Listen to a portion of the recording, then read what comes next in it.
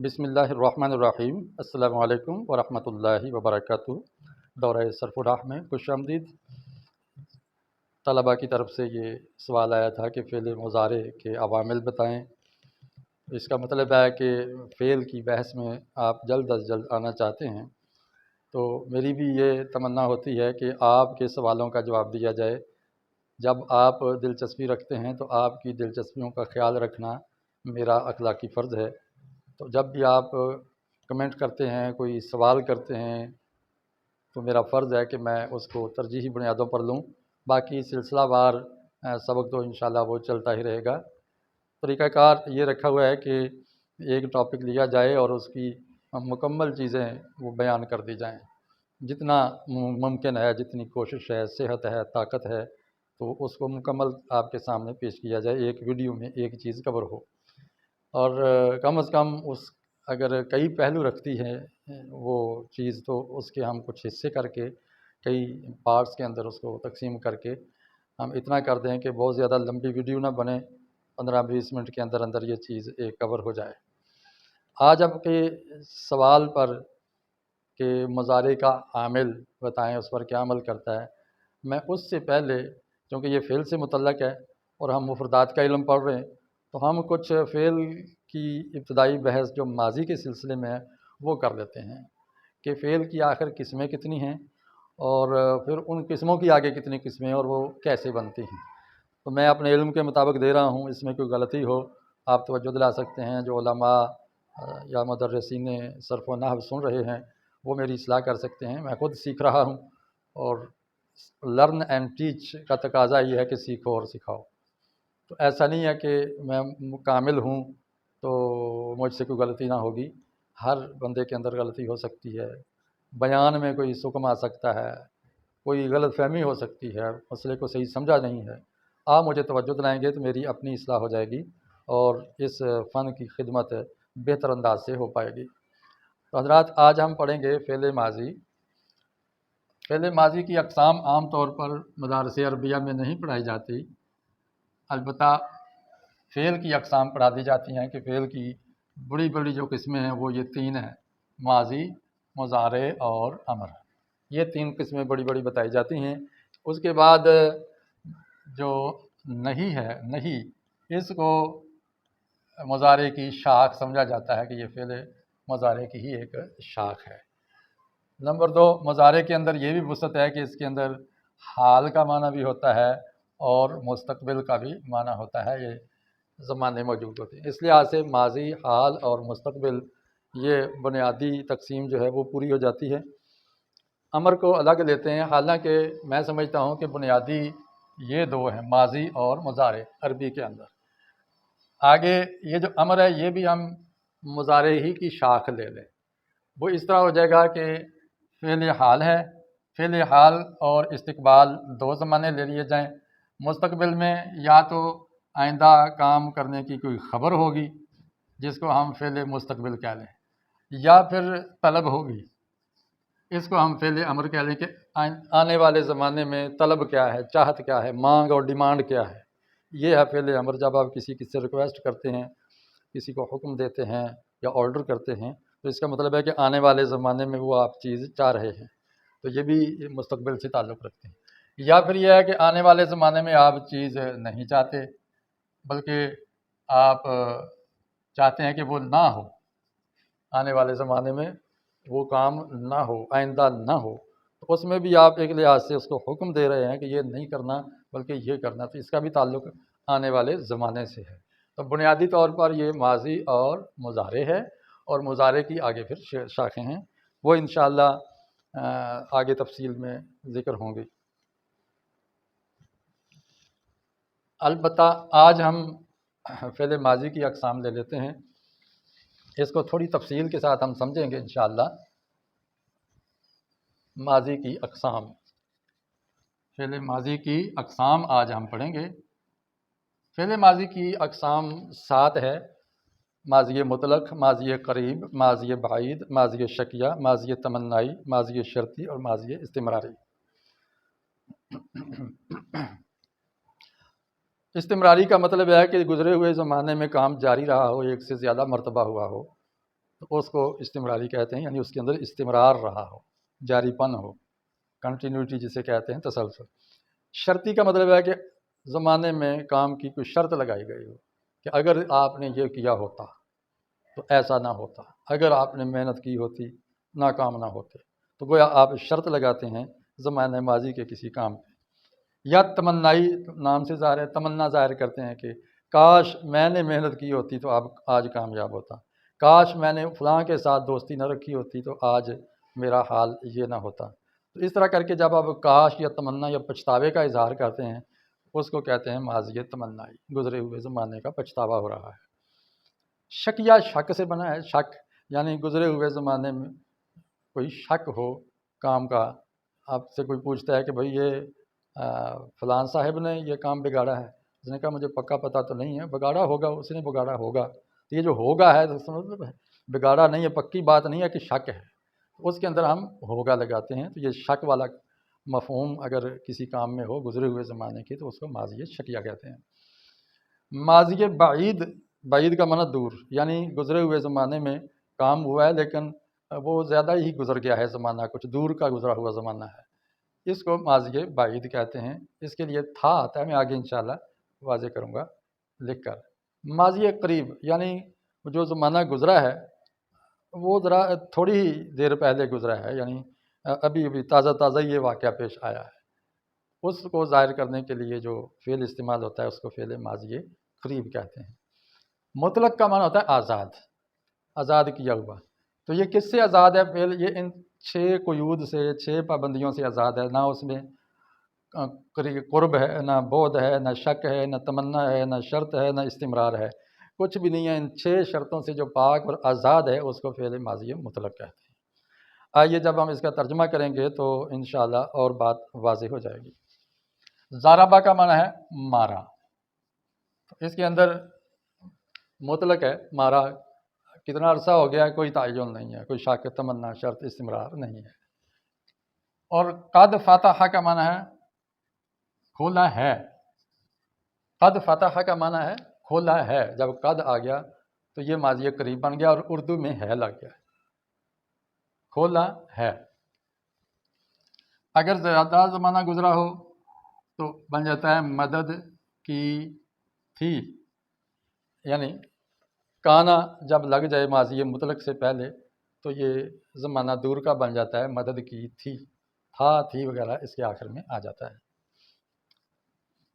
لعلہ سامع، لعلہ یہ شک کے لیے آتا ہے، اس کا مانا جاتا ہے شاید اس نے سنا ہو یا اس نے سنا ہوگا، یہ اس کا ترجمہ، اس نے سنا ہوگا، لعلہ سامع، اس نے سنا ہوگا۔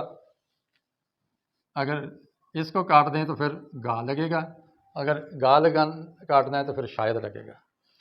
لیتا وارث، لیتا ہو وارثہ، کاش وہ وارث ہوتا، وارث ہوتا، کاش وہ وارث ہوتا۔ دیکھیں اس میں تمنا کا اظہار ہو رہا ہے اور گزرے ہوئے زمانے میں ہے۔ ان کا برا، اگر گراں گزرتا ہے، اگر بڑا لگتا ہے، گراں گزرتا، اگر گراں گزرا ہے، یہاں اگر گراں گزرا ہے۔ اب دیکھیں اگر کی شرط اس میں لگی، یہاں ان حرف شرط، اور بھی حروف شرط ہیں، کوئی لگ جائے تو یہ ماضی شرطی بن جاتا ہے۔ ماضی استمراری ان سب سے ذرا مختلف ہے، وہ ہے ینظرو کا معنی ہوتا ہے دیکھتا ہے، تو جب کانا شروع میں آ جائے تو بن جاتا ہے دیکھ رہا تھا، دیکھ رہا تھا، یا دیکھتا تھا، اردو میں یوں لکھیں گے دیکھتا تھا، یہ ماضی استمراری بن گیا ہے۔ اردو میں یہ تبدیلیاں آتی ہیں اور عربی کے اندر یہ تبدیلیاں آ رہی ہیں کہ ضربہ ماضی مطلق ہے، ماضی مطلق سے پہلے قد لگ جائے تو ماضی قریب بن جاتا ہے، کانا لگ جائے تو ماضی بعید بنتا ہے، لعل لگ جائے تو ماضی شکیہ بن جاتا ہے، لیکن لعل کے ساتھ ہو ضمیر ضروری ہے کیونکہ یہ جملہ اسمیہ پہ لعل آتا ہے، فعل پر ڈائریکٹلی نہیں آتا، اس لیے یہاں ضمیر ہم نے جوڑ دی ہے، متصل ضمیر لا دی ہے۔ لیتا ہو، اسی طرح لیتا بھی جملہ اسمیہ پہ آتا ہے، ہوا وارثہ کی بجائے لیتا ہو وارثہ جو ہو جائے گا۔ تو لیتا لگا دیں گے تو ماضی تمنا ہی بن جائے گا، اور ان لگا دیں گے یا کوئی حرف شرط لگا دیں گے تو یہ ماضی شرطی بن جائے گا۔ البتہ ماضی استمراری بنے تو وہ مضارع سے بنتا ہے، ماضی استمراری بنانا ہو تو وہ مضارع سے بنتا ہے، مضارع سے پہلے کانا کا اضافہ کرتے ہیں۔ آگے گردانیں ان کی کیسی ہوتی ہیں یہ انشاءاللہ میں بعد میں سمجھاؤں گا، لیکن میں اس کو ازبر کرنے کے لیے اور آسان کر کے آپ کے سامنے ایک ایک مثال رکھتا ہوں۔ مثلا میں کہہ رہا ہوں کہ کاتابہ، ایک ہم نے فعل لیا کاتابہ، اور اس کو ماضی قریب بنانا ہو تو کیا کریں گے بھلا؟ قد شروع میں لگا دیں گے، قد کاتابہ، کاتابہ یہاں پھر لکھ لیں، صرف کاتابہ سے آگے ہم مشق کر لیتے ہیں۔ کاتابہ کا معنی کیا ہوتا ہے؟ اس نے لکھا، تو کاتابہ کاتابہ، یہاں بھی لکھ لیں کاتابہ کاتابہ، اور یہاں اس کا مضارع کریں گے ہم، چونکہ ماضی استمراری بنانے کے لیے ماضی کی بجائے مضارع کی ضرورت ہے، یکتب۔ اب ان کے شروع میں ہم اضافہ کریں گے، ماضی مترک سے پہلے قد لگا دیں تو ماضی قریب بن جائے گا، کا نہ لگائیں تو ماضی بعید بن جائے گا، لعلہ لگا دیں، لعلہ کتب تو یہ ماضی شکیہ بن جائے گا، لیتا کاش کے معنی میں، اور آگے ضمیر لگا دیں، لیتا کتب، اس نے کاش وہ لکھ دیتا، اور یہاں ہم ان حرف شرط لگا دیں، ان کاتبہ اگر اس نے لکھا ہوتا، اور یہاں ہم کانا لگا دیں گے، پھر گویا جو کانا ہے یہ ماضی بعید میں بھی لگ رہا ہے اور ماضی استمراری میں بھی لگ رہا ہے۔ فرق یہ ہے کہ ماضی بعید میں ماضی سے پہلے کانا لگ رہا ہے اور استمراری کے اندر مضارع سے پہلے کانا لگ رہا ہے۔ اب ہم اس کی اردو کریں، کیا ترجمہ کریں گے؟ کاتبہ کا معنی ہے اس نے لکھا، اس نے لکھا۔ آپ دیکھیں کہ یہ لکھا ماضی مطلق ہے، لکھا، اور قد آ جائے تو اس کا معنی آ جائے گا لکھا ہے۔ دیکھیں ماضی مطلق کے آگے صرف ہے کا اضافہ اردو میں کر دیا تو یہ ماضی قریب بن گیا، اور لکھا تھا یہ ماضی مطلق لکھا آ گیا، یہاں بھی ہم لکھا لکھ دیں تو لکھا تھا کا اضافہ کر کے ماضی بعید بنا لیا۔ آگے لعلہ کتبہ، شاید اس نے لکھا ہو، یہاں لکھیں لکھا ہو گا آ جائے گا، ماضی مطلق کے آگے اردو میں ہوگا لگا دیں گے تو ماضی شکیہ بن جائے گا، اور عربی میں لعلہ لگا دیں گے، لکھا ہوتا، اور شروع میں کاش لگا دیں گے، کاش لکھا ہوتا، کاش لکھا ہوتا، یہاں لکھا کے بعد ہوتا لگا دیا اور شروع میں کاش کا اضافہ کر دیا تمنا کے لیے، پچھتاوے کے لیے، تو یہ ماضی تمنا ہی بن گیا۔ اور آگے پھر ہم ماضی مطلق کے آگے ہوتا لگا دیں، ہوا کی بجائے ہوتا لگا دیں، اور شروع میں اگر کا اضافہ کر دیں، اگر لکھا ہوتا یہ ماضی شرطی بن گیا۔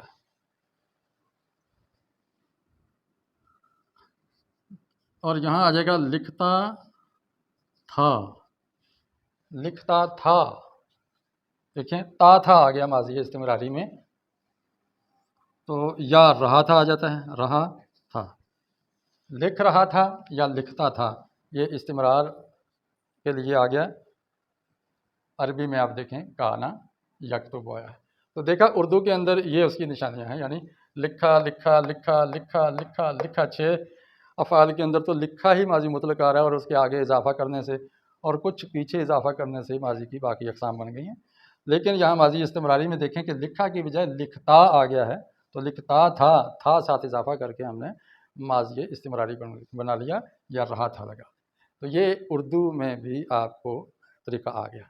اگر آپ کی فارسی سے دلچسپی ہے تو میں اس پر بھی آپ کو ایک مثال دے کے سمجھا سکتا ہوں۔ مثال کے طور پر نوشتن کا معنی ہوتا ہے لکھنا، تو نوشتن سے ہم یہ نون ہٹا دیں گے تو یہ ماضی مطلق بن جائے گا نوشت، نوشت کا معنی ہے اس نے لکھا، اور اسی نوشت کے بعد ہم است کا اضافہ کرتے ہیں، اور اس سے پہلے ہے کا لگائیں اضافہ، نوشتہ است، لکھا ہے، یہی ہے کے لیے است آ گیا اور اس سے پہلے ہے لگا دیا ہم نے، نوشت میں ہے است کا اضافہ کر دیا۔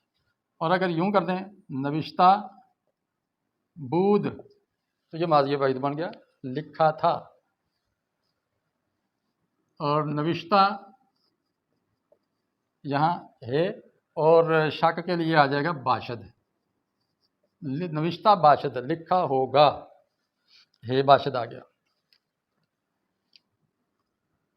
یہاں جیسے ادھر کاش کا استعمال ہوا ہے اردو میں، اسی طرح فارسی میں کاش کا استعمال ہو جائے گا، آگے وہی نوشتہ آ جائے گا، کاش نوشتہ۔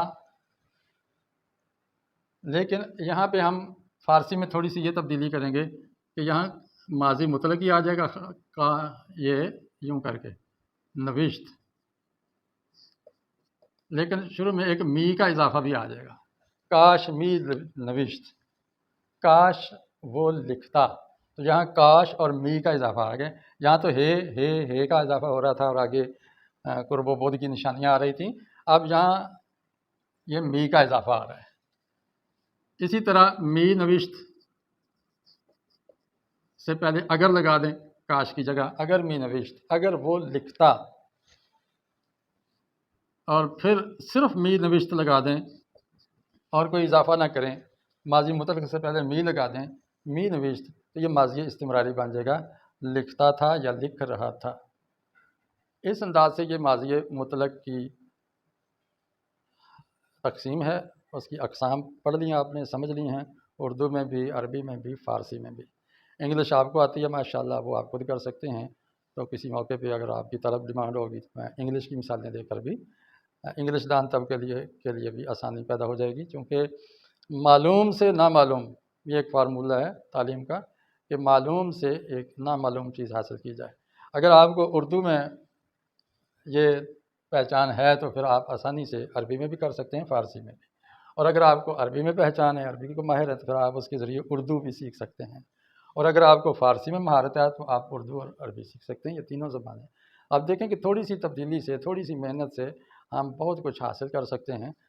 آپ کو یہ لیسن آج کا کیسا لگا کمنٹ ضرور کیجیے گا، کیا بات سمجھے اور کیا بات مشکل لگی اس پہ بھی آپ کمنٹ کیجیے۔ گردانے اور سیگے ابھی میں اس طرف نہیں آ رہا، انشاءاللہ وہ بھی کریں گے۔ تو آج کے لیکچر میں صرف اتنا کافی ہے کہ آپ کو فعل کی اقسام اور خصوصاً فعل ماضی کی اقسام آپ کو اچھی طرح سمجھا دی جائیں، تو وہ مثالیں دے کے آپ کے سامنے آ گئی ہیں۔ اللہ تعالیٰ ہمارے لیے آسانیاں پیدا فرمائے اور علم کی راہیں آسان فرمائے اور نفع بخش علم عطا فرمائے، جو انسان اور کائنات کی ہر چیز کے لیے وہ نفع بخش ہو۔ وآخر دعوانا ان الحمد للہ رب العالمین۔ دعا میں یاد رکھیے۔ السلام علیکم ورحمۃ اللہ وبرکاتہ۔